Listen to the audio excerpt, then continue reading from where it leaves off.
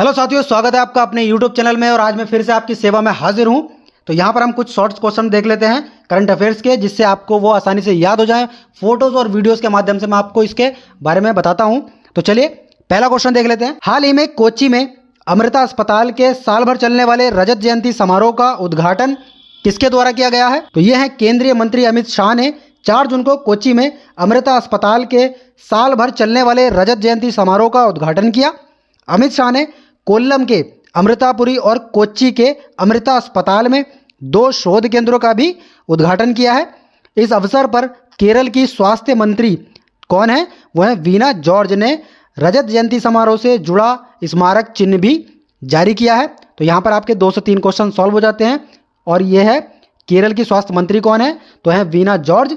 ठीक है दोस्तों, अपनी खुद की इंटरनेट सेवा शुरू करने वाला देश का पहला राज्य कौन बना है? तो ये काफ़ी इंपॉर्टेंट क्वेश्चन है, क्योंकि ये पहली बार हो रहा है क्योंकि कोई राज्य जो है अपनी खुद की इंटरनेट सेवा शुरू कर रहा है। केरल अपनी खुद की इंटरनेट सेवा शुरू करने वाला देश का पहला राज्य बन गया है। केरल के मुख्यमंत्री कौन है? वो है पी विजयन ने राज्य सरकार में केरल फाइबर ऑप्टिक नेटवर्क की शुरुआत की, जिसमें यूजर्स को 1 Gbps की स्पीड मिलेगी। इस अवसर पर उन्होंने कहा कि इसके जरिए 20 लाख परिवारों को फ्री इंटरनेट कनेक्शन मिलेगा। केरल सरकार ने केरल फाइबर ऑप्टिक नेटवर्क यानी कि के फोन नाम से ये नई सेवा शुरू की है। तो यहाँ पर भी आपको 3 से 4 क्वेश्चन सॉल्व हो जाते हैं। इस नेटवर्क का नाम क्या है? तो ये है केरल फाइबर ऑप्टिक नेटवर्क यानी कि के फोन। कितने लोगों को फ्री में मिलेगा ये? कितने परिवारों को? तो ये है 20 लाख लोगों को। और किस राज्य ने किया है ये स्टार्ट? तो भाई ये है केरल। अगला क्वेश्चन है, भारतीय मूल की किस वैज्ञानिक को डच विज्ञान में सर्वोच्च सम्मान स्पिनोजा अवार्ड से सम्मानित किया गया है? तो यह है भारतीय मूल की वैज्ञानिक जायता गुप्ता को डच विज्ञान में सर्वोच्च सम्मान स्पिनोजा पुरस्कार से सम्मानित किया गया है। इस अवार्ड को कभी कभी डच नोबेल पुरस्कार भी कहा जाता है। एम्स्टर्डम विश्वविद्यालय ने एक बयान में कहा कि उन्हें उनके उत्कृष्ट अग्रणी और प्रेरक वैज्ञानिक कार्यों के लिए सम्मानित किया गया है। गुप्ता को वैज्ञानिक अनुसंधान से संबंधित गतिविधियों पर खर्च करने के लिए 15 लाख यूरो मिलेंगे। ठीक है साथियों, तो आपको इसको ध्यान रखना है कितना पैसा मिलेगा उनको और उनका नाम क्या है, कौन सा अवार्ड है। ये सारी चीज़ें इस क्वेश्चन में फाइनल हो गई हैं। तो चलिए अगले क्वेश्चन की तरफ बढ़ जाते हैं हम। कितने देशों को संयुक्त राष्ट्र सुरक्षा परिषद में 2 साल के कार्यकाल के लिए चुना गया है? तो यहाँ पर हम देख लेते हैं। संयुक्त राष्ट्र महासभा ने Algeria, Guyana, Sierra Leone, Slovenia और दक्षिण कोरिया को मंगलवार को संयुक्त राष्ट्र सुरक्षा परिषद के लिए 1 जनवरी सन 2024 से शुरू होने वाले 2 साल के कार्यकाल के लिए चुना है। संयुक्त राष्ट्र सुरक्षा परिषद के 5 स्थायी सदस्य देश ब्रिटेन, चीन, फ्रांस, रूस और संयुक्त राज्य अमेरिका हैं। चलिए अगला क्वेश्चन देख लेते हैं। The grand order the chain of yellow star award से किसे सम्मानित किया गया है? राष्ट्रपति द्रौपदी मुर्मू को the grand order the chain of yellow star award से सम्मानित किया गया है। नेक्स्ट क्वेश्चन है, द हिंदू ग्रुप की नई अध्यक्ष कौन बनी है? तो निर्मला लक्ष्मण द हिंदू ग्रुप की नई अध्यक्ष बनी है। हाल ही में लेवेंडर महोत्सव का आयोजन किस राज्य में किया गया है? तो यह है जम्मू कश्मीर राज्य में लेवेंडर महोत्सव का आयोजन किया गया है। अगला क्वेश्चन है, डिजिटल जन्म प्रमाण पत्र किस देश की सरकार ने शुरू किया है? तो हाल ही में इजराइल देश की सरकार ने डिजिटल जन्म प्रमाण पत्र पेश किया है। अगला क्वेश्चन है, हाल ही में किसने अंतर्दृष्टि नाम से एक वित्तीय समावेशन डैशबोर्ड लॉन्च किया है?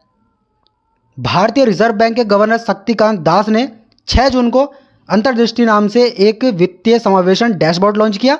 आरबीआई की ओर से इसे लेकर जारी किए गए बयान में कहा गया है कि अंतर्दृष्टि डैशबोर्ड के जरिए वित्तीय समावेशन की प्रगति का आकलन तय मानकों के अनुरूप किया जाएगा।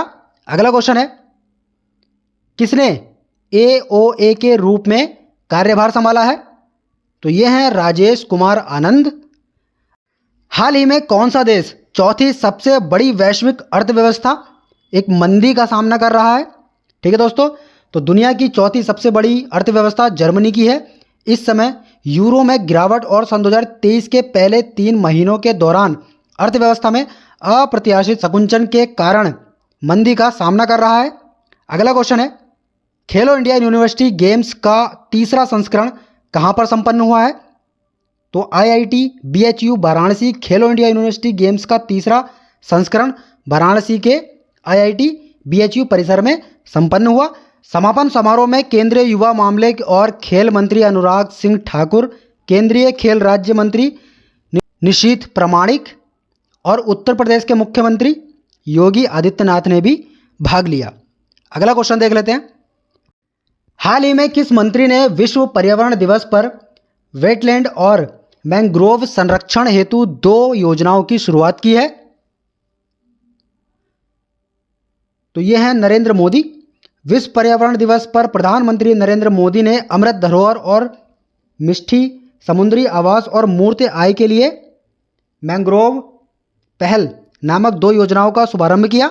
इन योजनाओं का उद्देश्य भारत की आर्द्रभूमि को और मैंग्रोव को पुनर्जीवित और संरक्षित करना है, जो हरित भविष्य और हरित अर्थव्यवस्था के अभियान में योगदान देता है। अगला क्वेश्चन है, तो साथियों मैंने आपसे कल एक क्वेश्चन पूछा था जिसका जवाब देना था आपको कमेंट बॉक्स में। तो यहाँ पर है, हाल ही में किसने एशियाई अंडर 20 एथलेटिक्स चैंपियन में स्वर्ण पदक जीता है? तो आपको अभी तक पता चल ही चुका होगा, यह है सिद्धार्थ चौधरी। तो आज का जो क्वेश्चन है आपके लिए वो आपने पढ़ भी रखा होगा। अगर पढ़ रखा है तो उसका जवाब आप कमेंट बॉक्स में दे सकते हैं। आपके कमेंट का मैं बहुत ही बेसब्री से इंतजार रहता है। तो चलिए, वो है प्रोजेक्ट कुबेर किसके द्वारा लॉन्च किया गया है? तो साथियों अपना कमेंट बॉक्स में जवाब दे सकते हैं, और अगर कोई टॉपिक पर आपको वीडियो चाहिए तो आप कमेंट करके हमें बता सकते हैं। तो चलिए मिलते हैं अगली वीडियो में, तब तक के लिए जय हिंद जय भारत।